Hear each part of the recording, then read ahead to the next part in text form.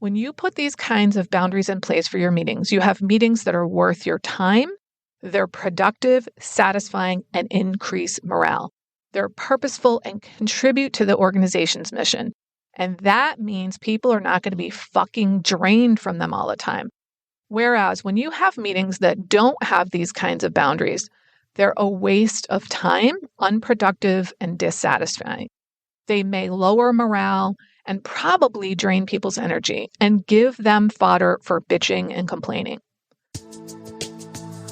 Hi, I'm Barb Nangle. I want to welcome you to my podcast, Fragmented to Whole, Life Lessons from 12-Step Recovery, where I help people heal their emotional, psychological, and spiritual wounds and make deep, lasting changes in their lives. I'm the founder and CEO of Higher Power Coaching and Consulting. I'm a boundaries coach who specializes in helping women who are focused on what others are thinking and doing and neglect themselves in the process. And I have coached hundreds of people on how to build healthy boundaries using my exclusive Build framework.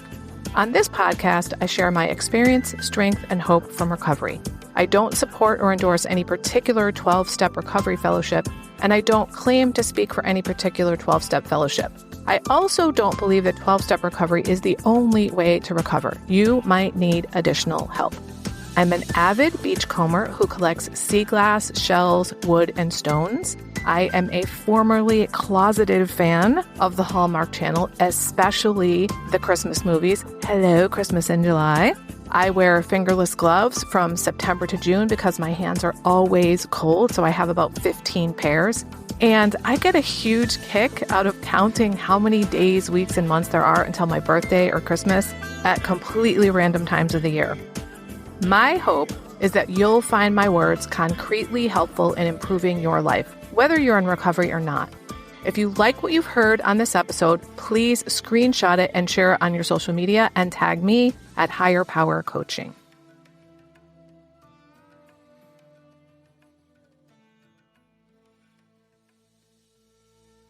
This is episode 258, How to Go from Overwhelm to Ease, Transforming Work-Life Balance with Boundaries, Part 3.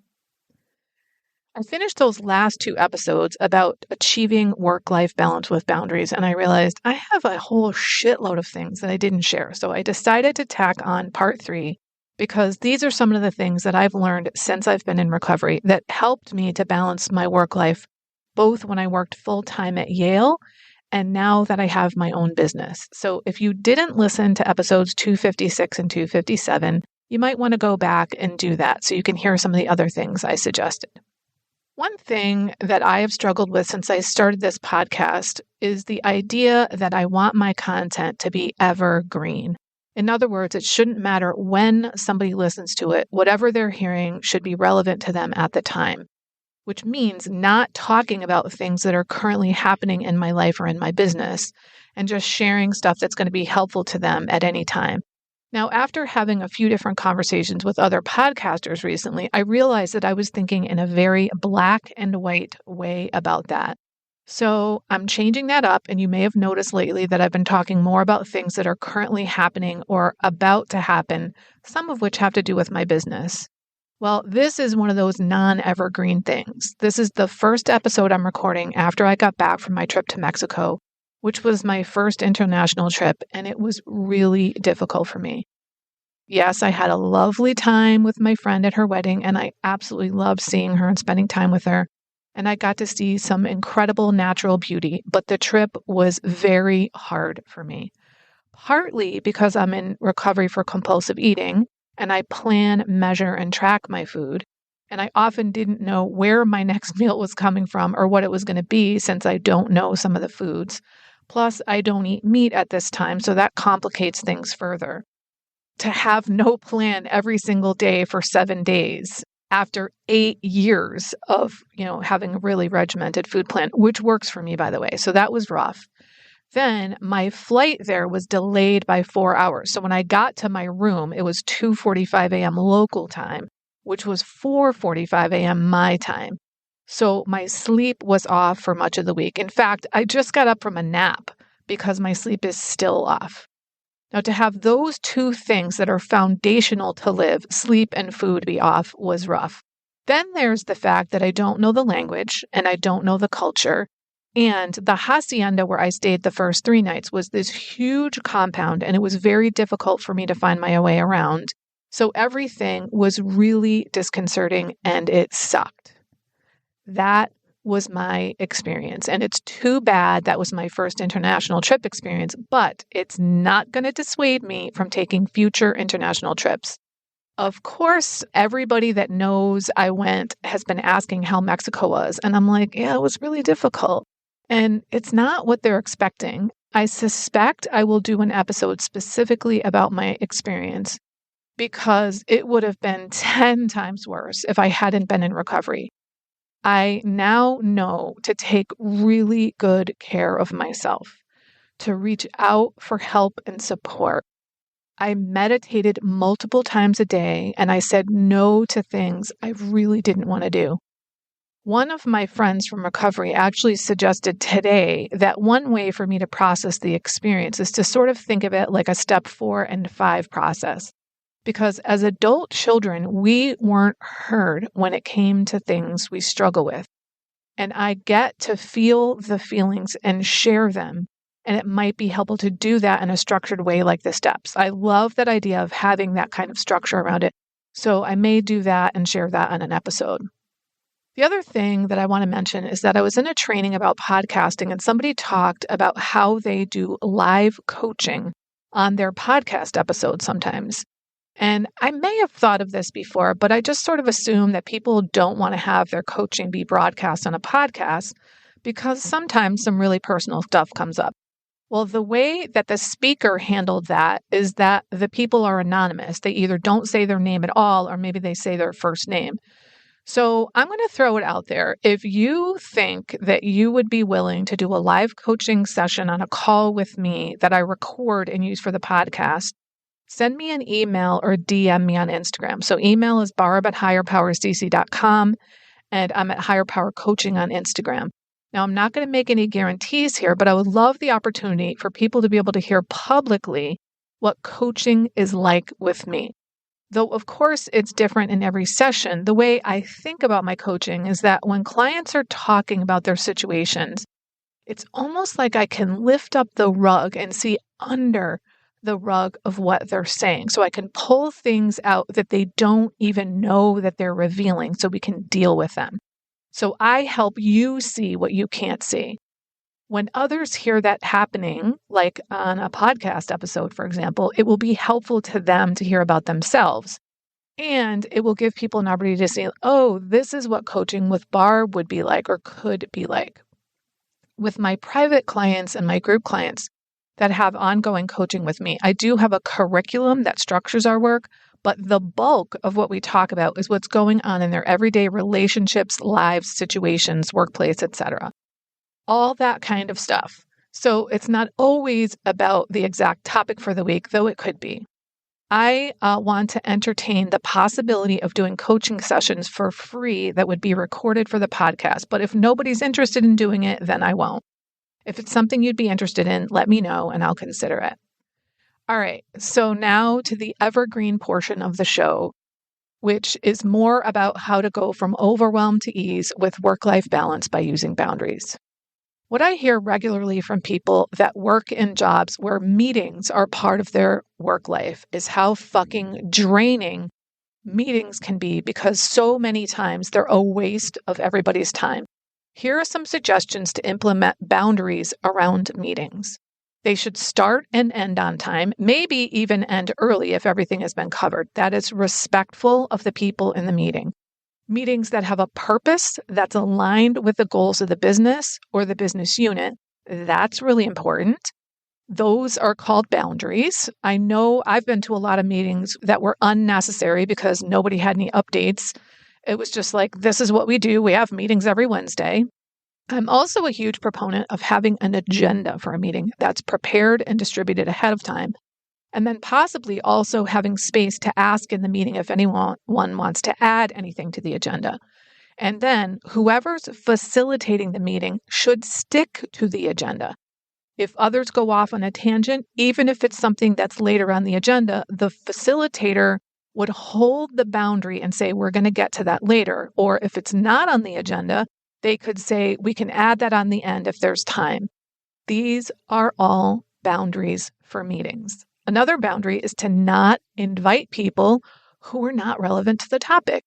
I remember being in a meeting with about 12 people, and 3/4 of the meeting was the director of the project and the director of evaluation talking about something that nobody else was involved in. There was no reason to have that many people in the room and be paying all those salaries for this private conversation between these two people.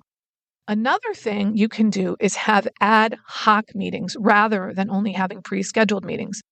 I know the places that I've worked, we have often had standing meetings like the second and fourth Wednesdays or every Wednesday or something like that. Having an ad hoc meeting, which is like an as-needed meeting, which involves only the people who need to be there, is an option. And I found that to be really helpful when I started building healthy boundaries and I was still at Yale. So rather than waiting until the whole larger team meeting happens and talking about something that only pertains to 3 people on the team, we'd have an ad hoc meeting with those folks, and it lasted as long as necessary. So if we only needed 10 minutes, that's what we did. Sometimes that's the best solution because you're not wasting people's time. And when you have meetings like this that are purposeful, you get shit done, and that is energizing, not draining. When you put these kinds of boundaries in place for your meetings, you have meetings that are worth your time, they're productive, satisfying, and increase morale. They're purposeful and contribute to the organization's mission. And that means people are not going to be fucking drained from them all the time. Whereas when you have meetings that don't have these kinds of boundaries, they're a waste of time, unproductive, and dissatisfying. They may lower morale and probably drain people's energy and give them fodder for bitching and complaining. All right, so those are a whole bunch of ways to put some boundaries in place to balance your work life through meetings. Here's a boundary. If you're sick, don't go to work. The reason that workplaces have sick time is so that people will rest and take care of themselves so they can recuperate and get energized and so they don't get other people sick. And when they come back to work, they can be at their best. So that's a boundary for you. Here are some boundaries of self-containment for the workplace. These are things that you either need to contain or stop doing. And hands down, these were the most impactful boundaries everywhere in my life, not just in the workplace. They're things I didn't even know were options to not do. If you're constantly giving unsolicited advice or assistance to other people at work, especially if they're not listening or following through, stop doing it. It's draining your energy. If you're insisting that things be done your way and you feel like you have to keep going back and making sure people are doing things the way you said, stop fucking doing that because it's a drain on your energy and it's probably pissing everybody off that's around you as well. If you're like me, I was constantly creating forms and procedures for people to follow and nobody fucking followed them. The whole time I was blaming them, like, what the hell's the matter with them? And I didn't realize until I got into recovery that the reason nobody was following them was because they weren't helpful or I was just being controlling. Another thing you can do to stop the drain on your energy is to stop jumping in to help other people before your work is done. I used to do that all the time, and it was very difficult for me to get any large projects of my own done because I was constantly dropping whatever I was doing to help other people. It's fine to help other people from time to time, but it's not fine to neglect your own work because that's a drain on your energy. 2 other boundaries that have really helped me with my work-life balance have to do with managing my time. I only instituted these in the last 6 years since I've had my own business. They're time blocking and the Pomodoro technique. Time blocking is the idea where you set aside time to work on specific things for specific periods of time during the week. For example, I have time set aside to write my newsletter, to create my podcast content, etc. I can move a whole bunch of areas forward in my business at the same time because I don't need to wait until something is completely done because I know I'll come back to it in the next time block. What this has done for me has been amazing. Previously, I'd often be worried about all the things I wasn't doing But when I have a time block that's dedicated to something, I don't have this sort of vague guilt that I should or could be doing something else. I know it's okay for me to work on this because this is the time I specifically set aside for this. Then there's the Pomodoro technique. This has been a fucking game changer for me. And it's also helped me with this sort of guilt thing or this constant perseverating, like I should be doing something else. The way the Pomodoro technique works is that you have a 25-minute chunk of time and then you take a break for 5 minutes. This gives your brain a break and allows you to think more clearly. This really helps me a lot because it helps me with singularity of focus. When I'm able to focus and get into flow, I am so much more productive. I no longer go down a bunch of rabbit holes that distract me. I stay on topic. This is so much less draining than being pulled in 15 different directions all the time. So I pair the Pomodoro technique with time blocking. It's been an enormous relief for me. It helps me get so much more done in less time. And if that ain't a way to create balance in your work life, I don't know what is. All right, that's it for this 3-part series. I would love to hear from you. What is the tip or trick or mindset shift that I've shared in this 3-part series that's been most helpful to you? Drop me a line and let me know. I was recently reminded by a friend that when I first started recovery, I didn't feel lovable. I almost can't believe that I used to feel that way and that I kind of forgot something so profound because I truly love myself now. And I want that for everybody. If you don't love yourself, there's literally nothing that can make up for that. I created something exclusively for my private clients since many of them don't love themselves. And I've now opened up my private vault to share it with up to 10 people individually. It's called the Self-Love Sprint. You'll grow to love yourself and truly feel worthy so you can stop saying yes when you really want to say no, stop neglecting yourself and putting everyone else first, stop saying all kinds of nasty shit to yourself. That is not what people who love themselves and feel deserving do. You'll stop being afraid that others will think that you're selfish for taking time to care for yourself. This is also for you if you don't really know who you are because you've always been such a fucking chameleon. Go to higherpowercc.com/love sprint. Remember, I'm only offering 10 of these, so don't wait. If you like this podcast, and I'm guessing you did or you wouldn't still be listening, then you're gonna love the other things I have to offer. If you'd love pre-release podcast scripts and episodes before anyone else gets them, or if you'd love access to content from my private vault that I developed exclusively for my private clients, which is like having a work session with me without me actually being there, go to patreon.com/higherpowercoaching. There are 3 tiers ranging from as low as $4 up to $24 a month. You'll also love my weekly newsletter, Friday Fragments, which has content very similar to the podcast. You can check it out at fridayfragments.news. That's fridayfragments.news. Please like and subscribe to my podcast on your favorite podcast outlet. I'd also love it if you'd leave a review, which you can do either in the show notes or on Apple Podcasts.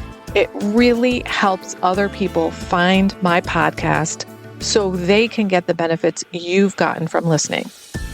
If someone came to mind when you listen to this particular episode, please share it with them. And my favorite place to hang out on social media is Instagram. I'm at Higher Power Coaching.